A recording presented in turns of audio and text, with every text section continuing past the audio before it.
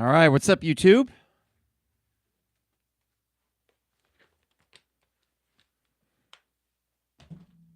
Still working out the kinks with the technology, but I think we're good. Just let me know in the YouTube feed if it sounds okay on your end.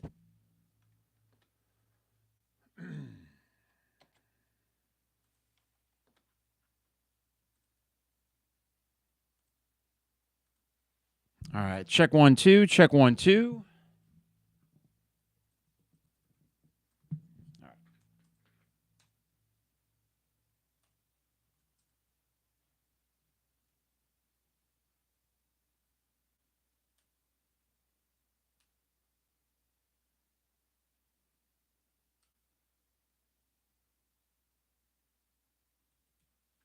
Check 1 2.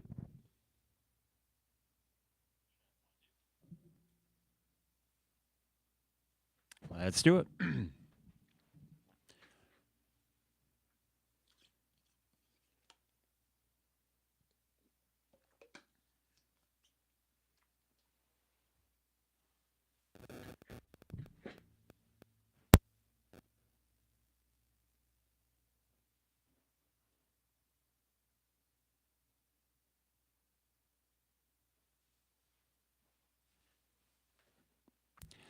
It is the 200 level, Mike Carpenter in the basement studio on a Wednesday afternoon, early evening, and it's portal season, though really that's not the biggest place that Illinois has attacked in this offseason so far.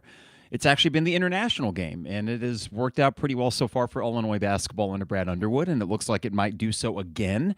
We will get to all of that. We have a lot to talk about in terms of player retention, including a name last week that might have been a surprise as to him staying, but I wanted to start, odd as it may be to do this, with the general stupidity of portal season. And I say that as someone that has overall enjoyed it for the ups and downs and the fact that it does provide some off-season fodder that maybe we didn't get back in the high school recruiting days when that was the biggest deal. The Morez Johnson Jr. thing we talked about on the last podcast, and that seems like forever ago, was March 31st. And that would have been, I guess, 9 days ago, and I was feeling pretty raw about it at the time, and I still wish that Morez Johnson Jr. was on the team. All that said, in the last week and 2 days, things have happened that make it look like he might not even play for Michigan. Maybe it's an admissions thing. That's not uncommon up there. But whatever it is, there's been this weird kind of online back and forth where he's had an Instagram account and had a Michigan commit photo, and then he took that down along with the Michigan M in his profile, and then he put it back up, and then he just took his Instagram account off.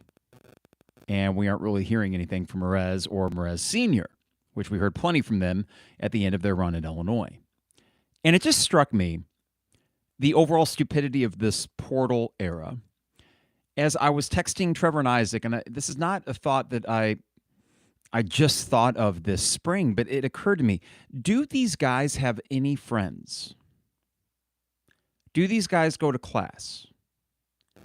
Do these guys experience college in any normal way? I ask that because Morez Johnson, he was a freshman here. It was a fun year. He was a fan favorite. I would assume that he has to at least go to some classes and at least get some of that work done at the Irwin Academic Facility on campus, or maybe at the Ubben. They do that too. Did he socialize with anyone? Did he meet a girl? Did he do anything that made him think, you know what, I might want to stay in Champaign? There are more things I like about this experience. Oh, and I'll get paid money, as opposed to, I've been here a year, I'm going to go someplace else. Take a Trey White. It comes out that he's going to Kansas. Did you have any emotional reaction to that at all? I didn't. I would have liked Trey White to be on this team because I still think he's a pretty good basketball player, and I'll take his offensive efficiency and all the other things that he does well. But he's not. So when I find out he goes to Kansas, I shrug. Who cares? Fine. Your fourth school in 4 years. Trey, you're not going to the league. Let's just call it what it is. You're not going to the league. Okay, well, therefore, he's going to try to make as much money in college. We wouldn't have paid him? He's not going to Kansas just for a bigger payday. He's going there because he wants to showcase his abilities to be the alpha dog scorer. Guess what? It's not going to go that well. Morez Johnson Jr. wants to be a three-point shooter. Apparently. Fine, try it, Morez. It's not going to go well. I think the initial thing with portal season that really 4 years ago, announced just how stupid it could be was the Adam Miller situation. And I will never forget one of his so-called buddies coming at me on Twitter because he said, take Adam's name out of your mouth. You don't know anything. I was like, well, no, I know this. I don't know the kid personally. But what he did was traded in an opportunity to actually have a college career that people will remember. And now this former Mr. Basketball of Illinois, who started every game his freshman year and decided to go up to the greener pastures of LSU, Arizona State, and now he's in the Where Are They Now files. Can we say this? And I don't mean this in a derogatory way. Kids are stupid. And that's why we love them. They're young. They're learning. They're making mistakes. It is astounding, though, if you really sit back and think about it, just how willy-nilly so many of these 18 to 22-year-olds are making life choices, uprooting their lives twice, 3 times, sometimes 4 times in one collegiate basketball career, which makes me wonder, again, did you make any friends? Did you have a girlfriend? Did you ever go out and socialize and do things and actually be a college student? Which probably leads me to this realization. This ain't college sports anymore.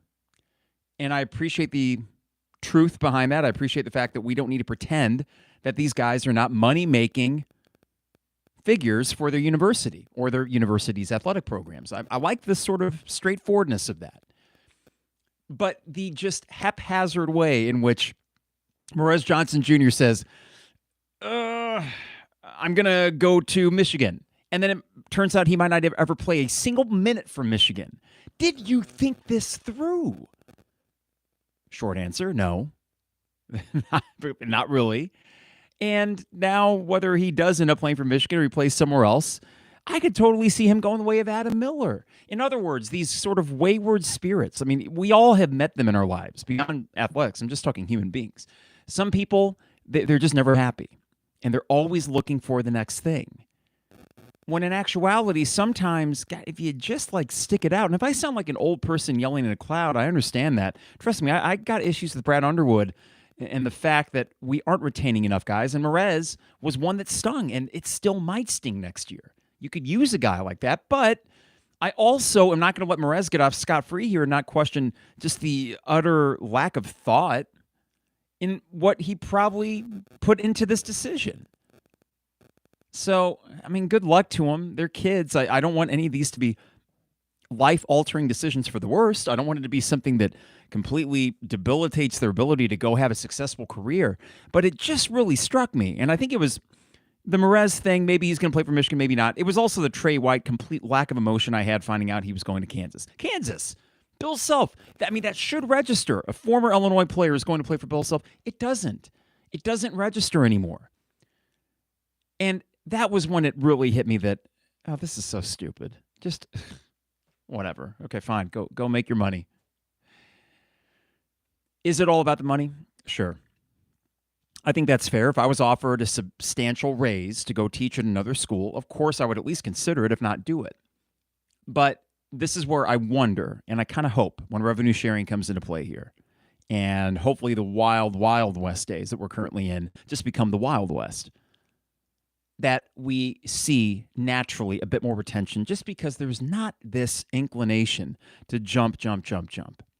That's what's been happening. Another thing I think is totally fair with the portal and really just college basketball, contracts. 2-year contract.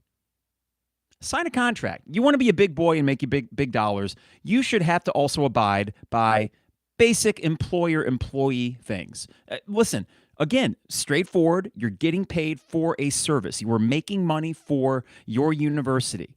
I don't think there's anything wrong with treating it as an employer-employee relationship. And once we do that and stop pussyfooting around this thing, then maybe we'll start getting some semblance of continuity beyond just a few teams. And that is why what we saw this last weekend with Florida, who really brought back most of the guys from last year. Clayton, for example, had been at Iona for 2 years, and this was his second year at Florida. That was a key bit of retention there that helped them win a national title. Houston, great example of that. Auburn, a great example of that. Duke, really young. If they weren't all going pro, they'd probably stay there too. But I hope that if there are lessons to be learned here going forward, and one that maybe Brad Underwood can, keep in mind himself as he goes through this absolutely just bananas existence that we're in with college basketball, it is trying to circumvent this constant attrition. Though I would admit, it seems pretty hard to do when you have 18 to 22-year-olds making 18 to 22-year-old decisions. Last thing, I said the thing, kids are stupid. I didn't mean that in a derogatory way. I teach 8th graders. I love it. I teach a college class. I love it. And I say stupid. What I really should say is young. They're young. They have excuses to not know everything. I wonder sometimes what's going on with these parents. We can call it what it is. Adam Miller's mom, whatever issue she had. Good job, Mom. Good job.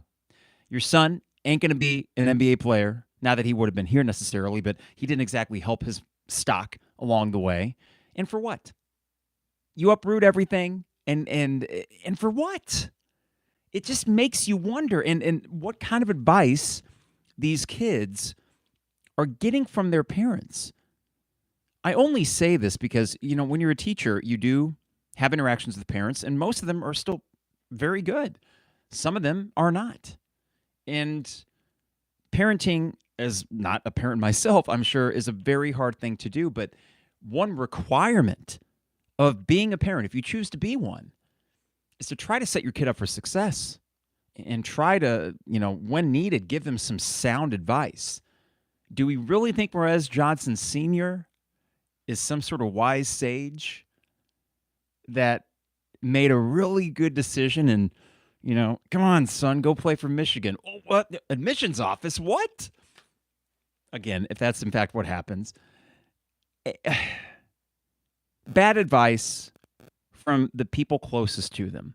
And that's a tale as old as time in college basketball. But now that money's involved, you do worry, and I say the general you, about these younger people and the decisions they make and the things that are influencing those decisions. And I just hope that the dust can settle a little bit with this craziness. And that's what it is right now, just utter craziness, where for the sake of the game and for the sake of the players, they can make their money, and they deserve that money, but they also are not pissing in the wind as much as they are right now, because I think that, unfortunately, is kind of the reality of the situation. All right, that was my rant. I had to get that out there because I'm looking at who we have added. Let's see here. Yeah, and line-up break roll. I'll get to that in a second. I just had to get that out there because just the sheer stupidity of all this. I mean, it really, when I notice, as big of a college basketball fan as I am, that I'm losing a bit of my emotional connection to it, I guess maybe that's a defensive reaction on my part. Why am I not caring as much?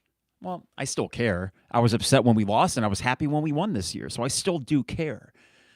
But I noticed that the losses hurt a little bit less, and that the wins glowed a little less brightly themselves. And I know that's much to do with the fact that we continue to just get new faces in here. It'll be a little bit easier next year, and that's what we're going to talk about after the break here, with some returning faces and guys that we've already rooted for that we get to root for again. That's a big deal, and I'm going to embrace that as we go into 25-26.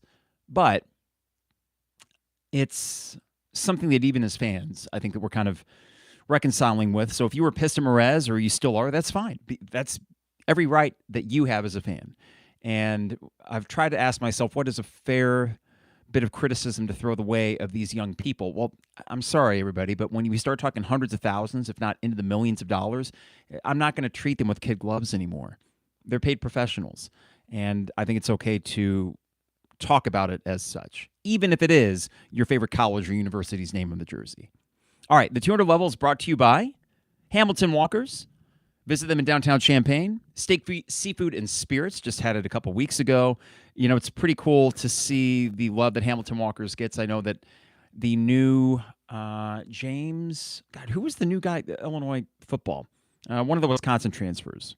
the really good defensive lineman. Regardless, James Blank, and I'm blanking on his last name at the moment.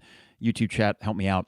He was speaking about some of his favorite places to eat in town, and he brought up Hamilton Walkers, and someone tagged me there on Twitter about that, and I'm not surprised. I know a lot of the athletes go into Hamilton Walkers. I know the coaches do. I know sometimes recruiting visits end up there, and why not? It is the best restaurant for my money in Champaign-Urbana. Really happy to have them as part of the podcast, and this is their first year with us, and hopefully the first of many. Hamilton Walkers in downtown Champaign, steak, seafood, and spirits. Also, got to thank State Farm agent Brian Hansen. Online at brianismyguy.com for life, auto, home, business renters, you name it. Brian is my guy, and he can be your guy as well at brianismyguy.com. Also, got to thank Dogtown Heating, Air, and Plumbing, your home's best friend. Give them a call at 217-841-4728. Get your AC check scheduled. I know it's a little chilly out there right now, but warm temperatures are coming, and they're coming soon. And here's a great deal they have right now. If you get a new HVAC system, any new HVAC system, they will throw in a free hot water heater. That's nothing to sneeze at. That's a really good deal. Give them a call at 217-841-4728. Dogtown Heating, Air, and Plumbing, your home's best friend. And finally, got to thank OM Builders LLC. I'm on at ombuildersllc.com. Luke and his staff, expert craftsmen, all Illini fans, pretty sure as well. So they got that going for them. And it's that time of year where you are probably looking into some home projects, additions, and such. So go online to ombuildersllc.com. Check out a gallery of their work and get a free quote at ombuildersllc.com. Champagne Showers Podcast Network. Appreciate them and appreciate you. Hello, folks on YouTube. Kind of did this willy-nilly a little bit. I knew I would do a podcast today, but didn't know what time exactly. So hello to all of you in the YouTube feed, and I will get to your thoughts as well as we get through this podcast. But in the last week and 2 days, we've learned a lot about what this next Illini roster will look like. I want to start with some good news. Kylan Boswell, Tomislav Ivicic. All right. 2 out of 4 ain't bad in this college basketball climate. Would I like Morez to be there? Yeah. Even with all the things I said, I'd still like Morez to be here. He's not. Trey, would I like him to be here? You bet. He's not. Kylan and the way he came on at the end of last year, on the court, in the huddle, that sort of intangible leadership quality that really started to develop with him, it was essential that you kept him. You did. Who was the most essential of those 4 guys? You know, I would have argued from a fan perspective, Morez maybe had the most fan attachment, but from a basketball perspective, Tomislav Ivicic. No doubt. I think it is fair to say, if we're talking about expectations for Tommy next year, he could be a first-team All-Big Ten player. And, you know, so much attrition. We don't know who all is going to be in the Big Ten next year. There are guys whose names we haven't even thought about yet because of the portal and everything, but Trey Kaufman-Renn say that he's the power forward, first-team All-Big Ten. If we're doing the traditional starting 5, Tomislav Ivicic is the best returning center in the league. And it's not just that he's a center, it's that he's an unorthodox kind of center who can stretch the floor and allows you, as you build the rest of the roster, to say, okay, if we can play our 5 out like that, then what does that leave for the other spots? The good news is a lot more options. And Tommy just provides a look at the center position that most teams don't have. It was a freaking fantastic pickup by Brad Underwood last summer. We thought Tomislav Ivicic would be good. I think he surpassed any expectations we would have had. And we saw towards the end of the year when he got healthy again that he was often the best player on the team. And more often than not, the most impactful. So right there, with Kylan and Tommy, you can build some dudes around there.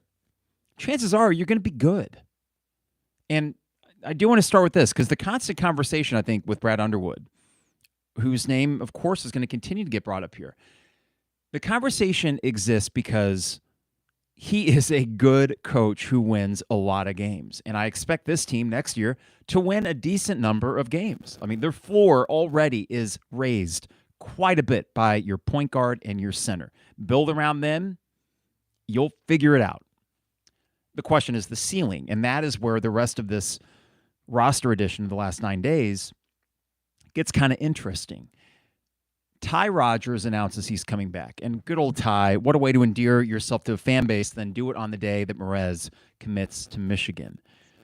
Ty Rodgers from day one has been one of my favorites. I remember thinking, man, if I could get a jersey, it'd be a Ty Rodgers jersey.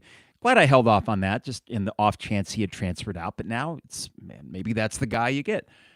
He is really a fourth-year guy in this program. Third year on the court, but fourth year in the program. And if he's coming back this year, you'd like to think he'll come back his senior year.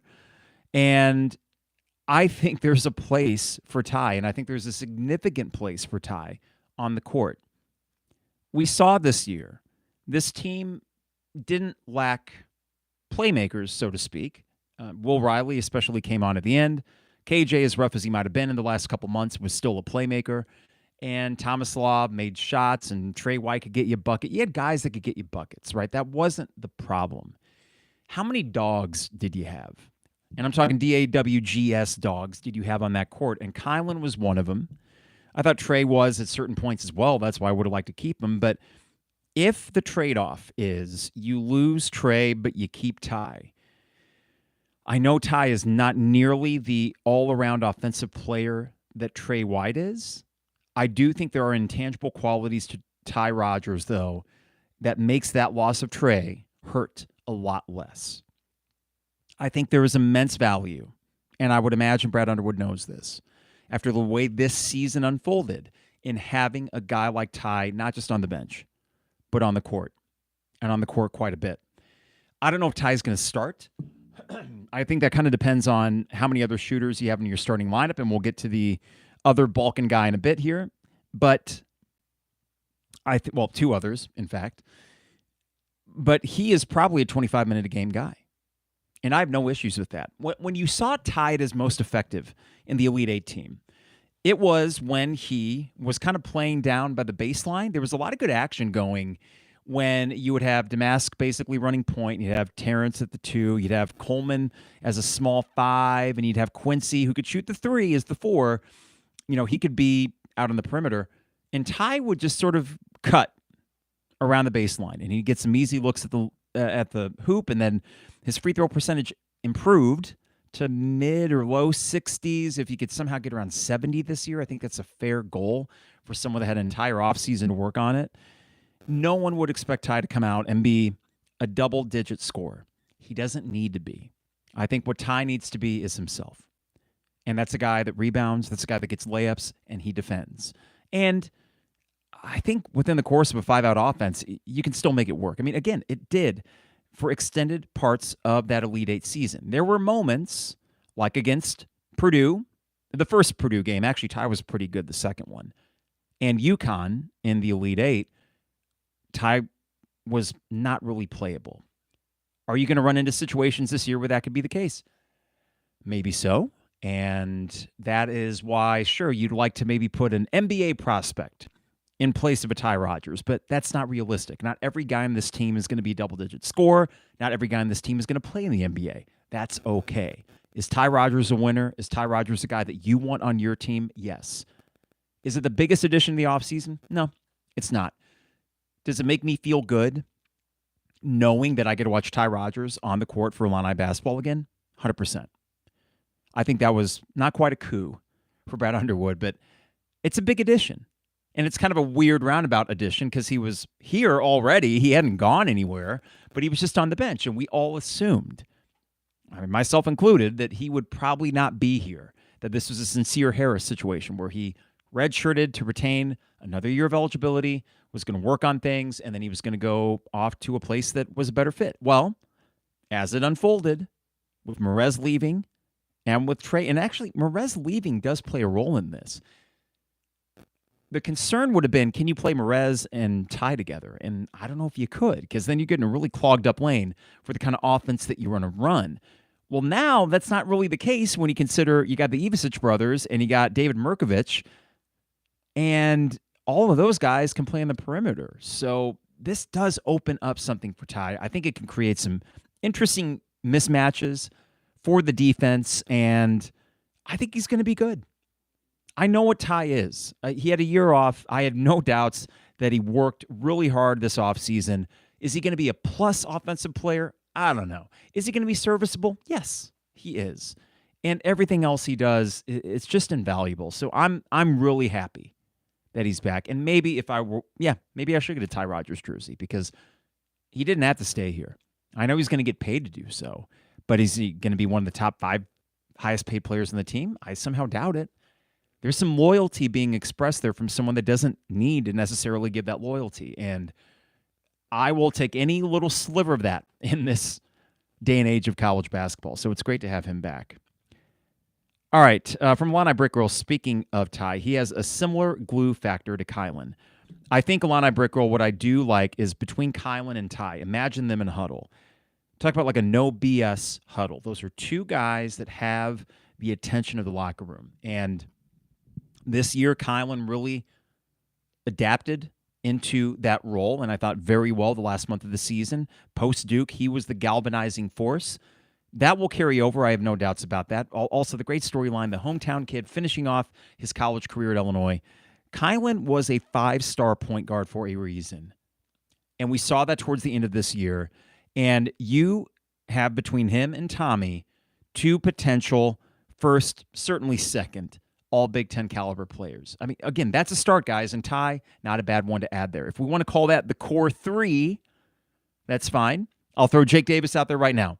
I love Jake. I love him as a role player. I think he can have a bigger role next year. He's got decent size. He's got a good stroke. He can turn into a okay defender, even though there were some struggles this year with that. But I like him on the court. There were times this year where I wish he would have played more. He stayed. Cool. Let's roll with it. Now, the title of this episode, I was going between all these Balkan and Byzantine different puns, and we just went with BasketBalkans, which a little clunky, but that's okay. Tomi's brother, Zvonimir Ivicic, Big Z. What a name, Zvonimir. I love these Eastern European names. There's so many consonants, and they're so strong.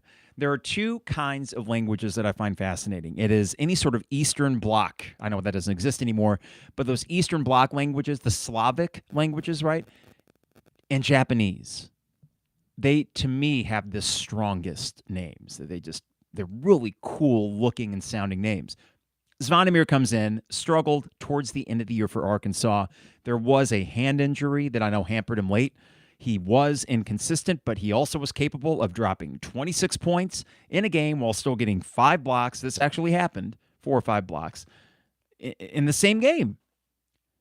He is Tomi Light. And actually, maybe less that. He's more of a bipolar Tomi in terms of basketball consistency. That was the issue with Big Z this year. And he's not a pickup in terms of he's going to be our next star. The thing is, though, the guy can make shots, and he can rebound, and he can block shots, and he's over 7 feet tall. Those guys don't grow on trees. I know I use that expression a lot. I did for Morez. Big Zs don't grow on trees, and now we have both of them. I think that you will see them be able to play together sometimes, maybe 10 minutes a game. I could see that. If Tomi is a 32-minute-a-game guy, and I think that's fair, then Big Z is probably like 20 to 24 might be generous. But, I mean, he's going to be a big piece, probably off the bench. That's a pretty good bench piece. That's a really good guy to say, oh, we'll bring in Big Z and know that he's capable of going on a heater. What you want to do this offseason is try to figure out what was getting in his way of being more consistent at Arkansas, and they seem to do just fine without him. I don't know if that was addition by subtraction or the remaining guys on Arkansas just went on a heater themselves to get to the Sweet 16, but I like the pickup. I also, for what little it's worth, we're talking about fan fodder. We're talking about college basketball spectator fodder. You got the Ivicic brothers. That's a story. That's a cool story. So listen, we're probably going to be sick of it by February when every game we tune into is going to mention, and here's Big Z, Tomi's brother. Well, they grew up together in Croatia and blah, blah, blah, blah, blah, blah, blah. Fine. You know what? I want this team to have positive stories. I want this team, just like this year, it was Canadian Will Riley, and it was Lithuanian Kasper Siakachonis, that international flavor. Well, you got that in the form of twin brothers that are both over 7 feet tall. They're both very skilled basketball players. And if there is a long play here that intrigues me a little bit, it's the idea that Tomi is probably not more than one more year at Illinois. He does have pro potential, and I would imagine he has a good enough year where he can make that jump. I'd love to get him for, I guess, what would technically be his senior year, because I think he was classified as a sophomore based on what he did in Europe. But let's be real, we probably got one more year with Tomi. Fine. Can we see Big Z develop a little bit more where he could take the role of Tomi next season? And you get some continuity there at the 5 spot with someone that was already in the program, is literally the twin brother of the guy who just left. That's a possibility, and I think an exciting one. And it was a pickup that if it was out there and you could get it done, get it done. And they did. So I do appreciate, keep in mind, everybody, I'm recording this on April 9th. I think I saw from Woody Remarks on Twitter, he did a timeline from all the additions last year. And Kylan Boswell, which was one of the early ones, was April 14th. You didn't get Will Riley last year until July 1st. So I think we're seeing, and maybe it's the revenue sharing decision coming up, but I think that we are seeing Brad Underwood try to be a little bit quicker in getting this roster done. So Big Z got him. Cool. I'm excited. He's good. I had someone on Twitter today. Who was it? Tuna. And Tuna said, we need to stop pretending Big Z is good. I'm sorry. 7-foot-plus guy, 37% from 3. He can score 20 points a game. He did that like 6 or 7 times last year. Yeah, we got to work on the consistency, but I think good is an okay label to put on him. Can he be great? I don't know. I'm not going to go in with that expectation. I think that it'll be interesting to see him play a reduced role off the bench, and once he figures out whatever that role is, whether it's playing alongside Tomi or whether he's playing the 5 to spell Tomi, that's what I'll be looking for this season. But I expect him to be pretty good, because why not? I mean, you aren't blocking a 7'2" guy if he shoots a 3. So if the guy just ends up being a come in for 15, 20 minutes a game and is basically a better Ben Hamrickhouse, who at this point it doesn't look like Ben is going to factor into this roster, and that's probably for the best for all parties, then yeah, I'll take it. Now, one more Balkan. This one from Montenegro. This is David Mirkovic. So 6'9", 250-pound 4, power forward who is skilled. He can shoot, though when he moved up to SC Derby, I believe, is the club team, and that's also, is that the one he played for? That's the one that Tomi played for, at least. When he moved up to the higher level, his shooting percentage from outside went down to 27%. Sure, that could be a concern. Are we looking at another Ben Hamrickhouse? Perhaps, but we also are seeing from different NBA draft people on Twitter and with their different, draft prospects websites, this is someone that is on the NBA radar. Now, I love the pickup. I love it even more if you go out and get a dude at 4, a true bruiser in the front court, which you don't have yet. And at that point, I'd say that's a good front court. Tomi is not a bruiser himself, but the guy can rebound. The guy can defend depending on the matchup, and he can block shots. Big Z was still a solid rebounder, and he blocks plenty of shots. Mirkovic is not a small guy. I think that he'll be a good enough rebounder. Defense will have to be taught. So then, yes, you do need to go get a dude at 4, I think, to round that out. Unless you want to ask Ty to play some spot minutes at the 4, and I guess in some matchups you could. But Mirkovic, to me, if he is your 5th or 6th option offensively, okay. I mean, that's pretty good. And I think ultimately that's probably what the goal would be for this coaching staff as they build this roster, because one thing that has not been addressed yet is really the backcourt and the wing position in terms of certifiable scores, guys that can go get a bucket when you need it. Yeah, Kylan can get to the rim. I love Kylan. I would assume that his three-point shot will come back a little bit. Hopefully it reverts to the mean. Like, even if he gets the 34, 35% as opposed to the 20-something this year, that's huge. But is Kylan a guy that, a Will Riley type, that you just hand him the ball and say, go get a bucket, kid? I don't know. He can barrel his way down the lane as much as he wants to, but teams will catch on. I'm talking more of a full-fledged, very well-rounded kind of scorer, and I think you're going to need 1 or 2 of those at the 2 and the 3 spots, because that right there is where this team is lacking, assuming that a Will Riley does not come back, and we wouldn't know about something like that until probably June. as he goes through the NBA draft process. So whether that's a Dame Sarr, the kid from Europe, the Spanish kid who is also this weekend and next week coming up playing at the Nike Summit youth thing, which is where David Mirkovic is playing as well. You get him, that's great. I will say, this team needs veterans. So get a Dame Sarr. I'd be excited about that. You got to take him. But the other 2 or 3 additions need to be guys that have played college basketball for 2-3 years. And again, I'd imagine that is the approach that Underwood is taking. If you somehow enter next season with a roster that looks like this, I'd be happy. That would be a Kylan Boswell as your starting point guard and a Tomi as your 5. At the 4, maybe Mirkovic starts, but you got a really good rotation piece off the bench that is a rebounder that gets garbage buckets around the rim. Your 2 and 3 spot, any combination of a Dame Sarr, young phenom, scorer type from Europe, fine. As long as he's coupled with a guy, like, to throw a name out there that's all over the message boards 2 years in a row now, Jameer Watkins. He's going to be a 5th-year wing from Florida State, 6'7". The guy can score at all levels. He scored 18 points a game last year. Yeah, just that, a proven commodity.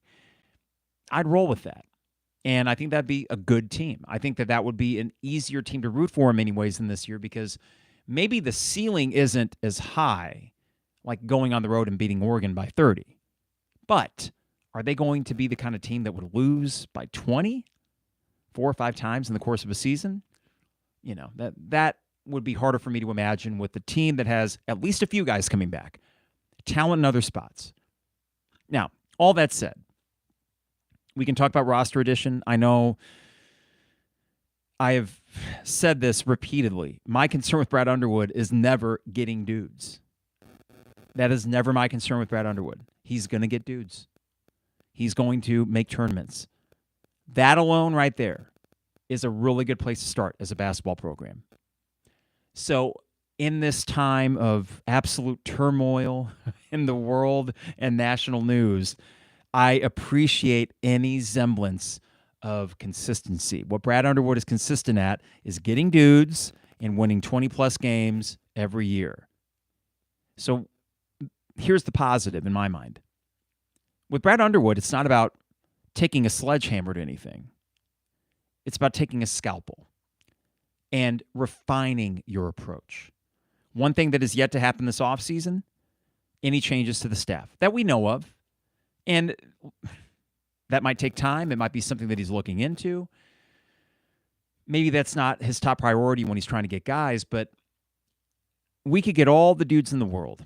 And if we enter next season with the same coaching staff, and I am looking specifically at the 4th and 5th spots between Zach Hamer and Tyler Underwood, I would have no greater expectations for this team than what we just saw this last season. You could do worse. I still think they'd be an NCAA tournament team. I think they would be a talented team. I think there'd be games where they just look awesome. And I think there'd be games where they really kind of piss you off. But all in all, it would equal out to be a 21-10 regular season. You get a 6-7 seed in the tournament. I would think there'd be a lot of rinse and repeat in terms of just sheer win-loss results. But that's not what Brad Underwood's shooting for. And that's not what a top 12 NIL budget is shooting for. So what I am curious about as the rest of this offseason unfolds is, do you see the roster construction paired with changes from within? Now, one could argue that you could make changes from within without it being personnel, that you could say, this year, we're changing our defensive approach. I'm going to be more hands-on with it. Here's our new paradigm for our main base defense. Okay, that could happen. But I think there's something essential to getting another voice in there, a veteran coaching voice, a strategist, a tactician, someone that can take that off of Brad's plate. Because what Brad is good at, basically being the face of the program, being the CEO, just kind of the things that separate head coaches from mere assistant coaches. I'd say Brad's really good at that. But the things that make a really good assistant coach, Brad's not so good at that. And that's in-game adjustments, that's rotations, the things that Tom Izzo probably doesn't even think about. There's that tall, lean guy that's been with Tom Izzo for like 20 plus years. He's been by his side. He's the one that's always going, hey, you, get in the game. He's controlling all of that rotation stuff, right? And probably the first guy in Tom Izzo's ear about any changes they need to make offensively, defensively, right? Tom Izzo is looking at things from a macro sense as coaches often would. Brad Underwood, probably the same thing. There are blind spots, though, that really reared their head this year, and I don't want to enter November with the same staff, with the same concerns that, okay, we got these new toys, we got these fun European guys, and we got a couple transfers in the portal. We're going to mishmash this thing together and see what happens. Now, no matter what, there is a see what happens element to any college basketball team, except for the very few that keep everybody. That is a rarity, but there is going to be a wait and see factor. I understand that. But I would be skeptical with the exact same coaching staff coming back of them achieving that much greater success next year. Because they can complete this roster and we can look at the whole of it and say, that's a really good group. But I don't believe we're going to get a fifth-year Terrence Shannon Jr. like we saw last year. I don't believe we're going to get a third-year Ayo Dosunmu like we saw back in 2021. I don't think we're going to see a 2022 Kofi Coburn. Tomislav Ivicic is going to have a really good year. Does he reach, at his best, the sort of dominance that we've seen from the three best players that Brad Underwood has had? I don't know about that. Kylan Boswell had a really good end to the year. I love Kylan. I love watching him play. Is he at the level of those guys? Game-changing level of those guys? That I don't know. Maybe not as consistently so. We're not someone that you could say, yeah, Kylan's going to be an All-American. Your greatest success with Brad Underwood has come with All-Americans. Duh, go figure. That would be for most coaches. So, with the absence of any surefire All-American caliber player, what can you do from a strategic standpoint to maximize what this team can do? I think the intangible qualities of this team could be better. I think the toughness, however you want to measure that, will be more pronounced. But will the coaching? And that's it. I mean, guys, again, I'm not taking a sledgehammer to this thing. I'm a scalpel. And that'll do. Trust me, I've looked at my 401k the last week. I don't need a sledgehammer taken to things. A scalpel will do. You have a really good base from which to work if you're Brad Underwood. So tweak as needed. Make the adjustments, however small, so that going into November, you feel like from a coaching perspective too, you're maximizing what this team can do. All right, got some YouTube stuff here before I jet out of here. Appreciate you guys again popping in on this Wednesday afternoon. Early on, we talked in the opening segment about just the general silliness of the transfer portal. Before I get to that, Pat O.D. asked, what was that band called back in the day? The Flying Burrito Brothers? We got the Flying Pierogi Brothers. There we go. Pierogies. I have a friend. She is Polish, and they make pierogies around every Christmas. It's like a family tradition. Pierogies, what are they? They're dough, fried dough, almost like a dumpling kind of thing. But the Flying Pierogi Brothers, that could work. Flying Burrito Brothers, by the way, Pat O.D. was a kind of under-the-radar alt country band back in the day. They'd be a big hit now. They were sort of ahead of their time. From Illini Brickroll, she does mention that Morez's Insta was back up with 3 posts, including Michigan commit. I might have mentioned that earlier, but yeah, maybe he is going to Michigan. I don't know. It's also stupid. Go to Michigan, Morez. And Morez Sr., which, by the way, it's so funny because it looked as if someone found Morez Sr.'s burner on Twitter and just kind of seeing the conversations this person is having, including, pictures of Morez as the avatar making claims. And I'll throw this out there in case you guys want a good laugh, because this was, to me, quite funny. I want to make sure I get this. If this is a burner account, it's like the worst hidden burner account that I've ever seen. Where is this at here? Sorry for the dead air. Should have had that ready to go. As I look that up, though, it just, this whole thing strikes me as just parents got to look out for their kids' best interest. I do think there were probably things from within that Brad Underwood could have done better as to not piss Morez off, whatever that may have been. But yeah, as the last week has unfolded, you just see just kind of stupid all this is. Here we go. Finally found it.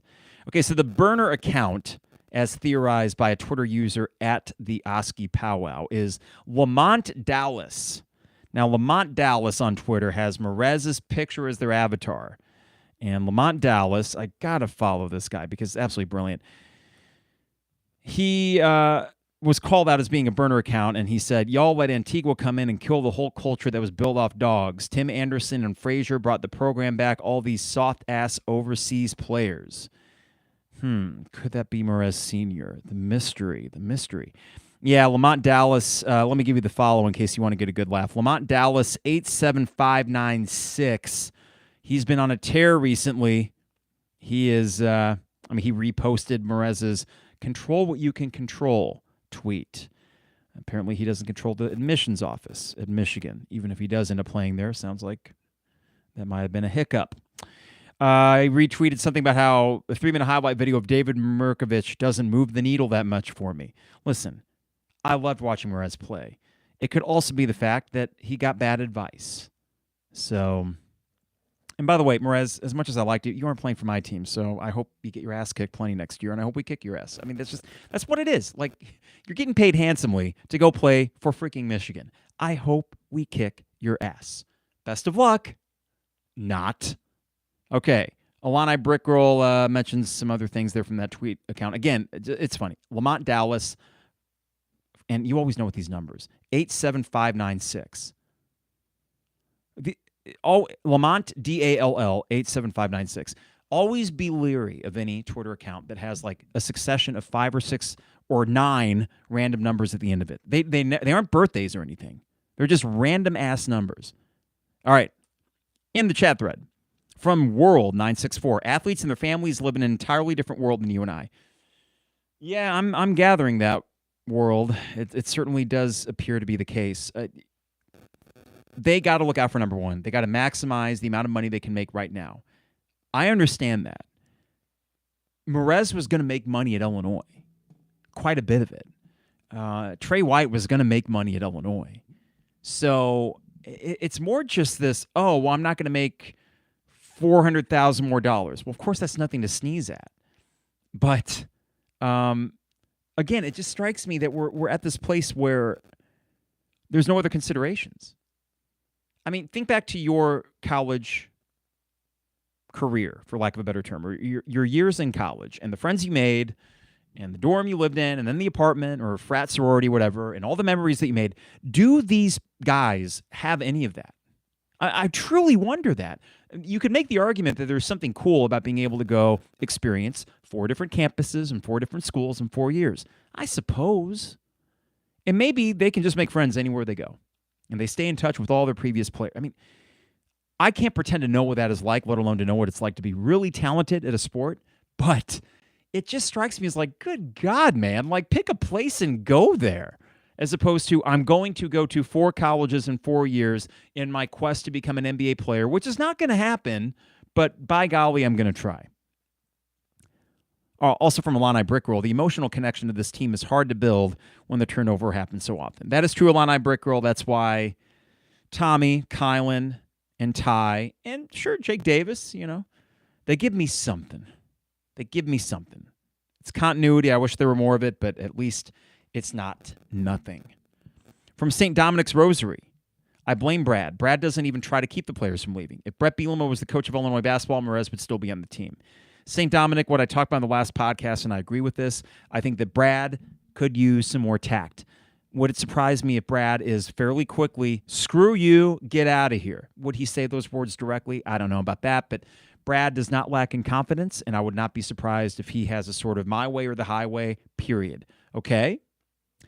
If you're trying to build a culture, that's fine, but we saw last year the culture didn't quite work.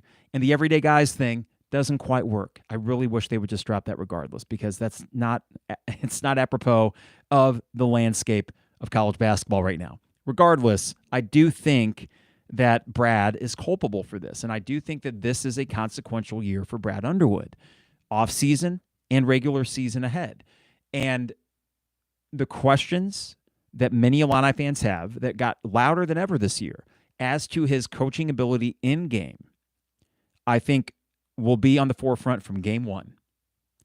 Keep in mind, last year, Brad Underwood came into this year, or last season, with an Elite Eight appearance, a Big Ten tournament championship, a bunch of new toys. It wasn't probably until the USC game at home in mid-January where we thought, oh, well, that's weird. And then the Maryland game about 10 days after that. Oh, okay. Is everything okay? And then the Michigan State game.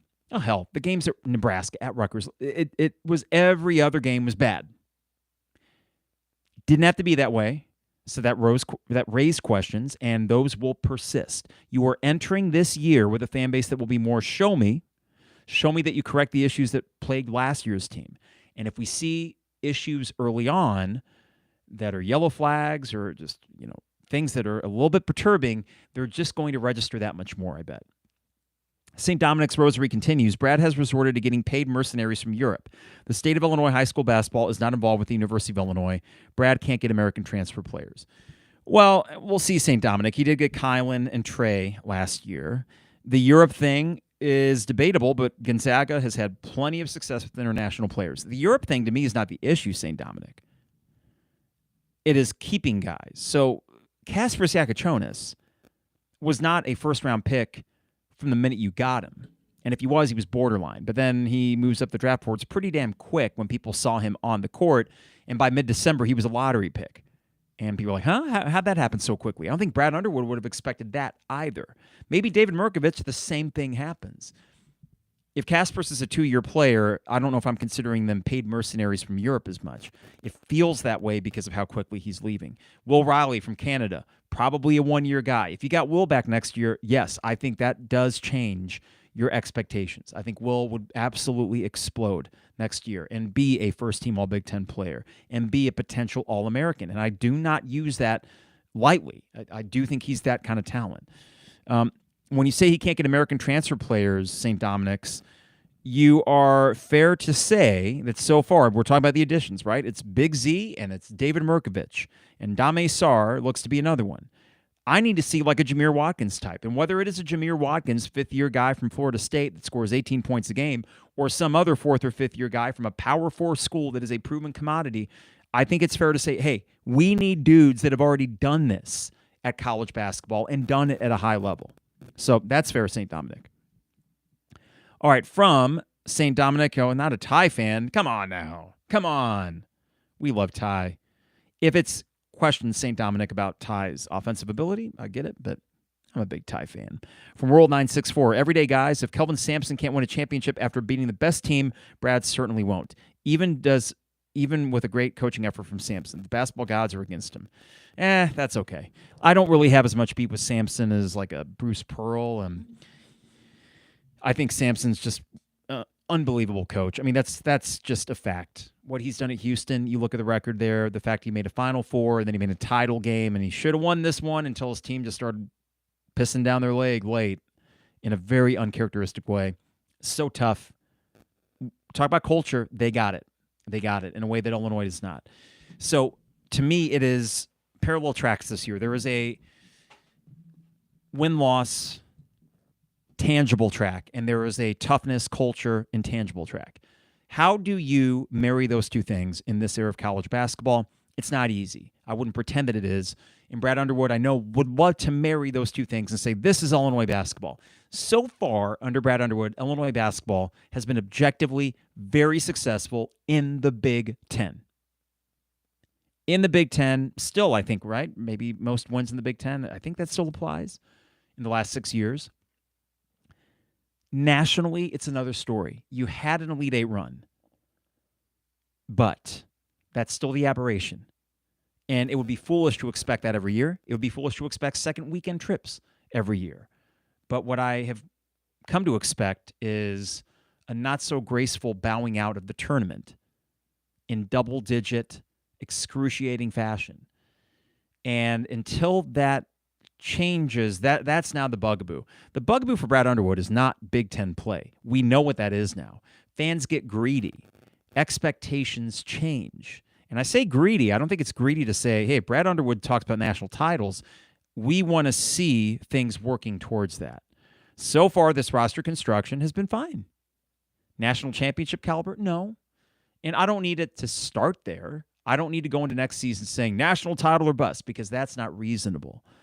But I do think in order for you to even have that conversation, back to St. Dominic's point, it's not about American European. It's about guys that have played college basketball, guys that have been in battles, guys that are 23 years old, 22, 23, that will come in and they know what they got to do, that are men.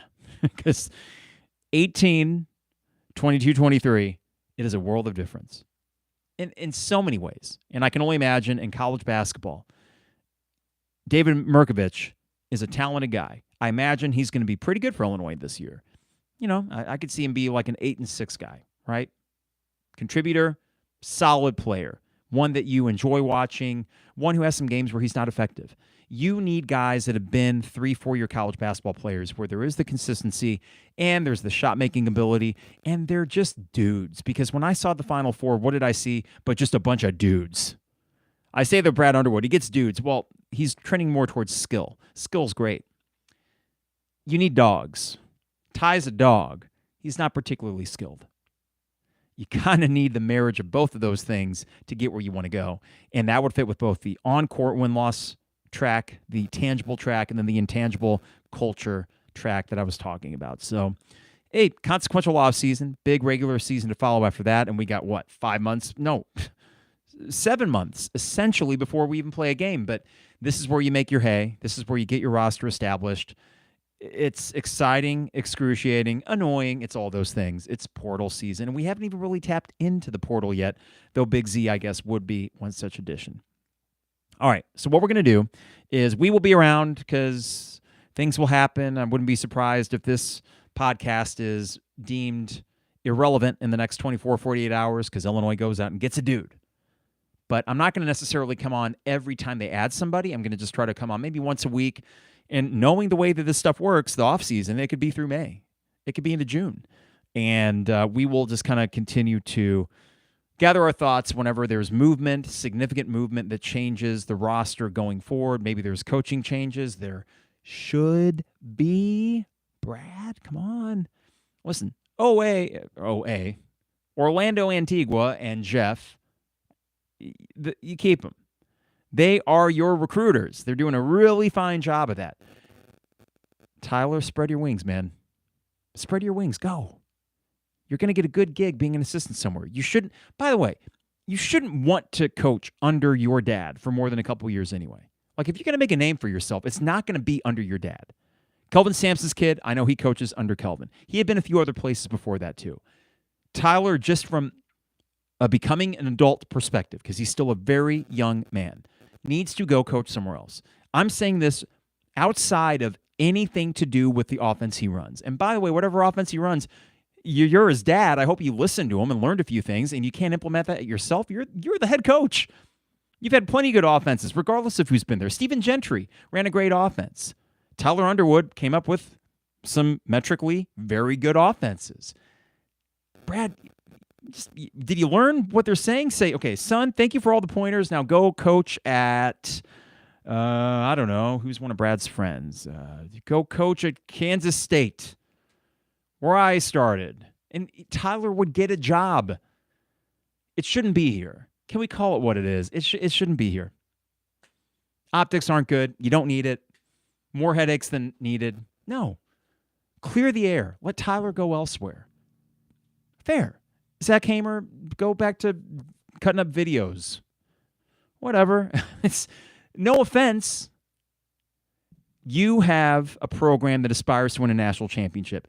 Field a national championship staff. My concern is more that they aren't fielding a title-worthy staff than a title-worthy roster. And you could have a title-worthy roster ruined by a not-so-great staff, or one that causes any sort of fissures at the oven, culture-wise, people looking over their shoulder. It's not healthy. Okay, it's not a good look to have Tyler there. It just isn't. I wasn't going to broach that today, but I'm sorry. It's just stop. Come on. But he's going to be here. He's going to be here. I say all that knowing that. I don't like it. I think it could easily be deemed a scapegoat. The more I've thought on it, the coach's son should not be in that position. Just shouldn't be. That's my opinion, but that's what podcasts are for. That's what something else is for, too, but I can't say that word on the air or on the podcast. Otherwise, I'll get the explicit tag, which I did a couple times during losses this year, and I'm trying to clean it up for the kids at home. All right. Thank you guys for tuning in today. YouTube, I appreciate you. If you could just give a like on the way out, it always helps us out. For those listening at home, we appreciate you. And the best way to support the podcast is to support our sponsors, Hamilton Walkers, downtown Champaign, Steak, Seafood, and Spirits. Also got to thank State Farm agent Brian Hansen, online at brianismyguy.com. OM Builders LLC, online at ombuildersllc.com. And Dogtown Heating, Air, and Plumbing, your home's best friend. Give them a call at 217-840-4728. Excuse me. 217-841-4728. My bad, Cody. I had other phone numbers in my brain there. All right. Also, Champagne Showers Podcast Network, appreciate them and appreciate you, the listener, the viewer. We got the 200 level book. If you want to read about basketball, we got more months coming up. You need some books for the beach and the pool. The 200 level book. It's great summertime reading when we're in the off season. All right, everybody. We'll be back as news unfolds. Maybe not every little bit, but as the roster begins to take more and more shape, we will be with you along the way.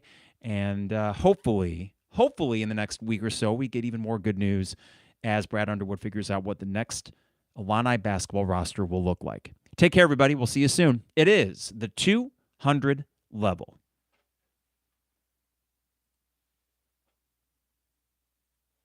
All right, everybody. Appreciate it. Take care, and we'll see you soon.